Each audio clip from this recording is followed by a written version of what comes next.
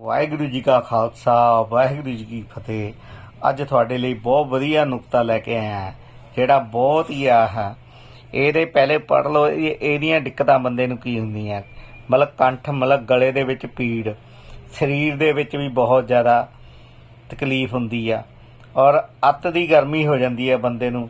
ਖਾਂਸ ਕੇ ਸਾਹ ਨਹੀਂ ਆਉਂਦਾ, ਖਾਂਸ ਕੇ ਨਹੀਂ ਸਾਹ ਜਾਂਦੀ ਹੈ, ਸੁੱਜ ਜਾਂਦਾ। ਆ ਸੁੱਜਣ ਲਿਖੀ ਹੈ ਨਾ, ਬਹੁਤ ਪੀੜ ਹੁੰਦੀ ਆ। ਇਹਦੇ ਲੱਛਣ ਤਾਂ ਮਤਲਬ ਵੀ ਨਾ ਠੀਕ ਹੋਣ ਵਾਲੇ ਹੁੰਦੇ ਆ, ਇੱਦਾਂ ਦੇ ਵੀ ਦੱਸੇ ਜਾਂਦੇ ਆ।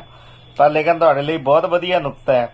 ਉਹਦੇ ਪਹਿਲੇ ਵੀਰੋ ਇੱਕ ਬੇਨਤੀ ਜ਼ਰੂਰ ਹੈ ਵੀ ਮੇਰੇ ਚੈਨਲ ਨੂੰ ਤੁਸੀਂ ਫੋਲੋ ਕਰ ਲਓ ਅਤੇ ਮੇਰੀ ਵੀਡੀਓ ਨੂੰ ਵੱਧ ਤੋਂ ਵੱਧ ਲਾਈਕ ਕਰੋ ਅਤੇ ਵੱਧ ਸ਼ੇਅਰ ਕਰੋ। ਵੀਰੋ ਸਰਬੱਤ ਦਾ ਭਲਾ ਹੋਏਗਾ। ਇਹੋ ਜਿਹੀਆਂ ਬਿਮਾਰੀਆਂ ਦਾ ਜੇ ਤੁਸੀਂ ਅੱਗੇ ਤੇ ਅੱਗੇ ਸ਼ੇਅਰ ਕਰਦੇ ਹੋ ਨਾ ਤਾਂ ਤੁਹਾਡਾ ਵੀ ਭਲਾ ਹੋਏਗਾ ਅਤੇ ਸਰਬੱਤ ਦਾ ਭਲਾ ਵੀ ਹੋਏਗਾ। ਜਿਹੜਾ ਕੋਈ ਵੀਰ ਠੀਕ ਹੋ ਗਿਆ ਤਾਂ ਤੁਹਾਡੇ ਗੁਣ ਗਾਏਗਾ। ਉਹਦਾ ਇਲਾਜ ਸੁਣ ਲਓ। ਰਸਨਾ, ਅਸ਼ਗੰਧ, ਨਾਗਮੋਥਾ, ਇਹ ਦੋਨੋਂ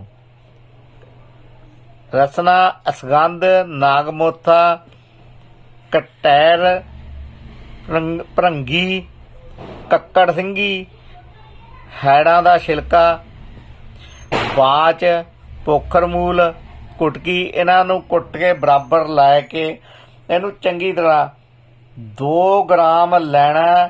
ਕਾੜਾ ਦੋਨੋਂ ਟਾਈਮ ਤੇ ਪੀਣਾ 20 ਦਿਨ ਤੱਕ।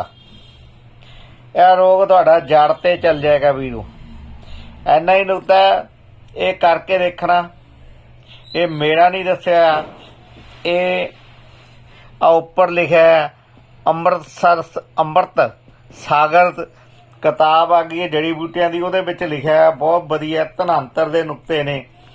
ਜ਼ਰੂਰ ਇਹਨੂੰ ਇਸਤੇਮਾਲ ਕਰਿਓ।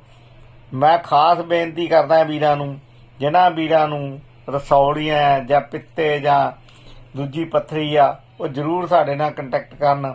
ਰਸੌਲੀ ਕਿਤੇ ਵੀ ਚਾਹੇ ਗਿਲਟੀ ਹੋਏ, ਗਿਲਟੀ ਵਾਲੀ ਰਸੌਲੀ ਦੀ ਅਲੱਗ ਦਵਾਈ ਆ, ਉਹ ਵੀਰ ਮੇਰੇ ਮੰਗਾ ਸਕਦੇ ਆ। ਗਿਲਟੀ ਦਬਦੀ ਨਹੀਂ ਹੈਗੀ, ਰਸੌਲੀ ਬਹੁਤ ਨਰਮ ਹੁੰਦੀ ਆ, 1 ਮਹੀਨੇ ਦੇ ਵਿੱਚ ਖਤਮ ਹੋ ਜਾਂਦੀ ਆ।